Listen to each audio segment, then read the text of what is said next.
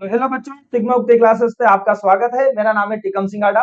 इस वीडियो के अंदर यहाँ पर हम चैप्टर मैथमेटिक्स में चैप्टर नंबर फर्स्ट में एक्सरसाइज 1.2 का क्वेश्चन नंबर सेकंड हम सोल्व करेंगे। ठीक है, तो हम यहाँ पर इसका सॉल्यूशन स्टार्ट करते हैं। देखिए क्वेश्चन क्या कहते हैं प्यारे बच्चों। क्वेश्चन नंबर जो सेकंड है वो ये बोलता है कि prove that 3 + 2√5 is irrational number.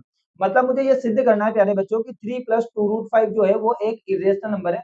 Hindi में मैं यदि इसको लिखूं बेटा तो ये एक अपरिमेय संख्या इसे बोलते हैं। ठीक है, तो prove that 3 + 2√5 is irrational number.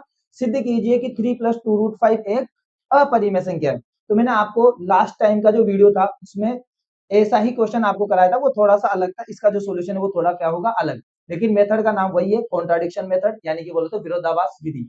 अभी क्या करना है, सबसे पहले आपको इसको प्रूव करने के लिए देखिए ध्यान से, सबसे पहले हम लिखते हैं प्रूफ।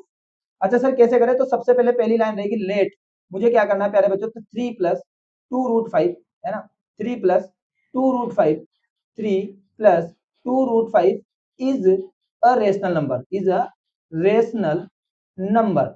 सबसे पहली चीज हमें ये वाली बात करनी है। Okay sir. अच्छा हमें क्या करना है, सबसे पहले जो 3√5 है ना बेटा, इसको हमें रेशनल नंबर मानना है। रेशनल नंबर का मतलब परिमेय संख्या मानना है। ठीक है, अब आपको पता है कि जैसे मैं बोलूंगा कि जो 3 + 2√5 जो है बेटा, ये एक रेशनल नंबर है, ये एक परिमेय संख्या है। तो हमें पता है कि रेशनल नंबर क्या होते हैं, ऐसे नंबर जिनको हम p/q के फॉर्म में लिख सकते हैं ऑफ कोर्स। लेकिन कुछ बातें हमें लिखनी पड़ेगी। क्या है वो बातें, कि जो p और q है बेटा, सुनना ध्यान से, जो p और q है ये आपके क्या है बेटा, को प्राइम नंबर है बेटा। क्या है ये, को प्राइम नंबर। को प्राइम नंबर का मतलब हिंदी में हम बोलते हैं इसको सहअभाज्य संख्या, सहअभाज्य संख्या। ठीक है सर। अब ये को प्राइम नंबर क्या होते हैं सर, तो को प्राइम नंबर का मतलब है बेटा इन दोनों नंबर का जो एचसीएफ है, यानी कि मैं अगर बोलूं आपसे HCF of p and q equal to क्या होगा, 1। मतलब पी और क्यू का जो एचसीएफ है, यानी कि आपको पता है पी और जो क्यू है इसका जो एचसीएफ है वो क्या है, 1 होना चाहिए। तो इनको हम क्या बोलेंगे, सहअभाज्य संख्या, यानी कि को प्राइम नंबर। जैसे फॉर एग्जाम्पल मान लो मैं लिखूं यहाँ पर एक 3 और एक लिख दिया 4, तो मुझे बताओ 3 और 4 में बेटा क्या कॉमन है, आपको भी पता है 1 कॉमन है। तो इसका मतलब 3 और 4 जो है वो हमारे प्राइम नंबर होंगे। Okay sir. आगे आपको कुछ ये भी लिखना पड़ेगा कि q is not equal to 0, क्योंकि आपको भी पता है कि कभी भी हम 0 का डिवाइड नहीं कर सकते, क्योंकि इसको हम इनफाइनाइट पे पहुंच जाते हैं, या फिर हम इसको अनडिफाइंड भी बोलते हैं, क्योंकि हम सोल्व कर ही नहीं सकते उस चीज को। ओके, फिर आगे फिर हम ये भी बोल सकते हैं कि जो p और q है वो आपके क्या होते हैं बेटा, इंटीजर्स, यानी कि बोले तो पूर्णांक होते हैं। मतलब जो p और q जो है वो 0 1 2 3 -1 2 3 4 5 6 कुछ भी हो सकता है। मतलब p और q अल्टीमेट हमारे इंटीजर्स होंगे, बोले तो हमारे पूर्णांक संख्या होगी। ये भी बात सर समझ में आती है। आगे, अब बेटा आगे इसको ऐसे करना, सुनो ध्यान से। आपको क्या करना है बेटा, लेफ्ट हैंड साइड में जिसकी नॉलेज है ना उसको रोक लेना है।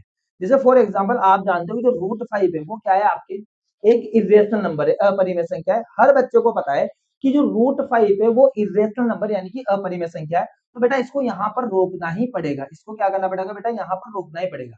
तो इसके लिए सबसे पहले आपको क्या करना है, 3 को उधर लेके जाना। तो बेटा देखो ध्यान से, जब हम 3 को उधर लेके जाएंगे बेटा, तो यहाँ पर क्या बचेगा, 2√5। सुन लेना ध्यान से, तो मैंने यहाँ पर लिख दिया बेटा 2√5 इक्वल टू p/q, और जब +3 उधर जाएगा बेटा तो ये हो जाएगा आपका -3। ओके, हाँ सर बिल्कुल। अब इसको थोड़ा सा कैलकुलेट करते हैं प्यारे बच्चों।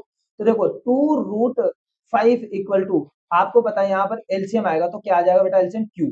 अब q के ऊपर जो p है वो तो ऐसा कैसा आएगा, और ये माइनस बेटा ये इससे इंटू का तो ये हो जाएगा आपका 3q। ओके, हाँ सर। अब आपको क्या करना है बेटा, आपको तो √5 को ही रोकना है ना, तो भाई ये √5 को पकड़ ले, √5 को पकड़ ले। तो बेटा 2 इंटू में तो किधर आ जाएगा बेटा, डिवाइडेशन में। तो यानी कि ये कैलकुलेशन ऐसे बनेगी बेटा, √5 equal to p minus 3q, p-3q। और बेटा जो ये q है, तो यहाँ से जो 2 उतर के बेटा कहाँ आ जाएगा, q के पास।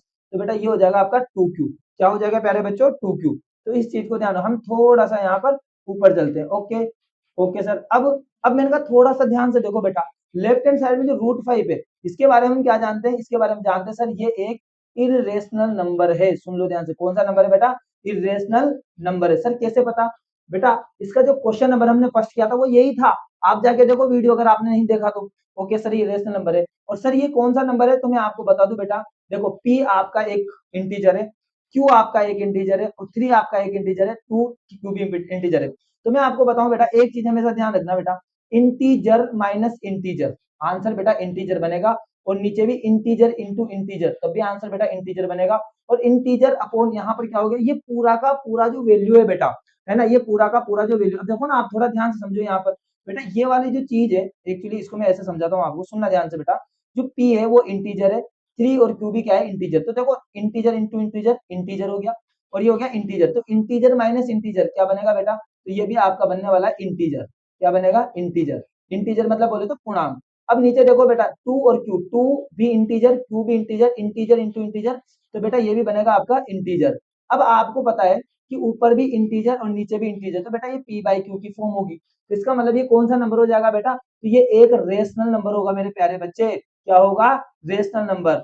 रेशनल नंबर बोले तो हमारे परिमेय संख्या। तो अब आप थोड़ा ध्यान से देखो, लेफ्ट हैंड साइड में आपके क्या आ गया बेटा, इरेशनल नंबर, और राइट हैंड साइड में क्या आ गया बेटा, रेशनल नंबर, जबकि बीच में क्या लगा था बेटा, इक्वल। अगर बीच में इक्वल है तो बेटा लेफ्ट हैंड साइड में इरेशनल नंबर आया तो राइट हैंड साइड में भी इरेशनल नंबर आना चाहिए था, लेकिन ऐसा बिल्कुल भी नहीं आया। तो यानी कि हम यहाँ पर लिखेंगे कि जो हमने यहाँ पर लेट किया था वो क्या है, रोंग है, इट इज नॉट ट्रू। तो हम बोलेंगे कि यहाँ पर एकदम हम बोलेंगे इट इज कॉन्ट्राडिक्शन। क्या है बेटा ये, it is contradiction, it is contradiction. Contradiction का मतलब प्यारे बच्चे होता है विरोधाभास। क्या है, विरोधाभास। कॉन्ट्राडिक्शन का मतलब है कि भाई लेफ्ट हैंड साइड में अगर इरेशनल नंबर है तो राइट हैंड साइड में भी रेशनल नंबर आना चाहिए था, लेकिन ऐसा बिल्कुल भी नहीं हुआ।